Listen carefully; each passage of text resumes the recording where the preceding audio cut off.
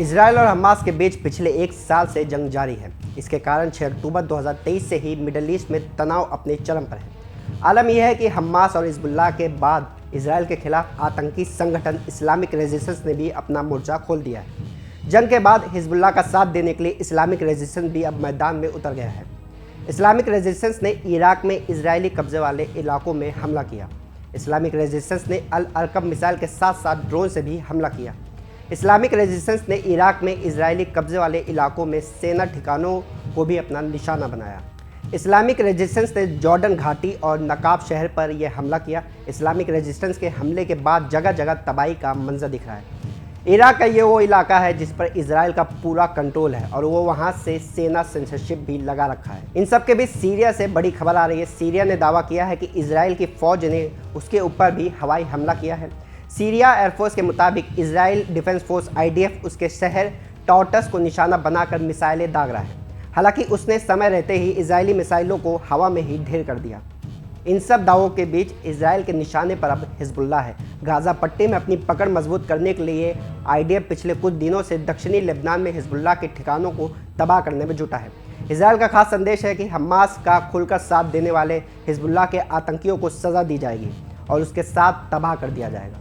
शनिवार को दक्षिणी लेबनान स्थित हिजबुल्लाह के बंकस समेत कई ठिकानों को ध्वस्त करने के बाद इजराइल ने उसके खिलाफ ऑपरेशन नॉर्थन एरो का ऐलान कर दिया। IDF की हवाई यूनिट ने ऑपरेशन नॉर्थन एरो के तहत लेबनान की राजधानी बैरूत के करीब 20 किलोमीटर दूर एक शहर पर भी हमला किया।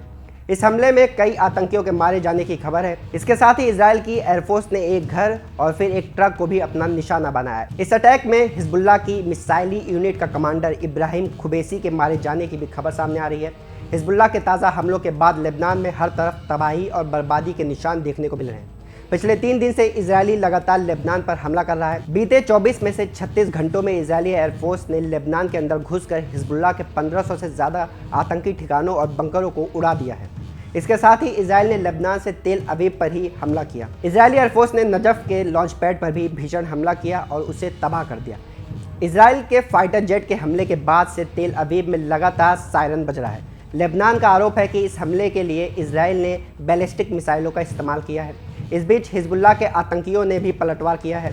हिजबुल्लाह के लड़ाकों ने इजराइल के दोदा मिलिट्री बेस पर रॉकेटों से हवाई हमले की बौछार कर दी है। हिजबुल्लाह के लड़ाकों ने हिफाई शहर के पूर्व इजरायली वायुसेना बेस पर दर्जनों लंबी दूरी के गोले दागे।